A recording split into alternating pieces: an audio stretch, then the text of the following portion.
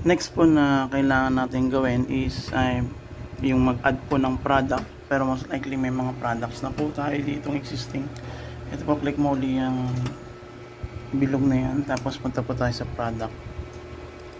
So pag click natin ng product, ito na po yung mga existing products natin.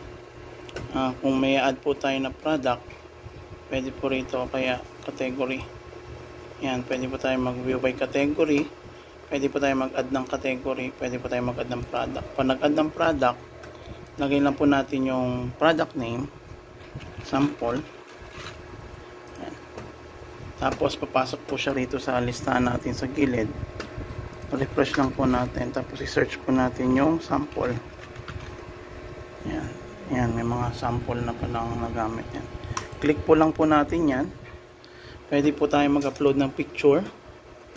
And kung may picture po tayo ng product, tapos click po natin yung edit details. Katabi ng edit details is deactivate kung kailangan mo i-deactivate yung product. Edit details, yan dyan po. Enter lang po natin yan.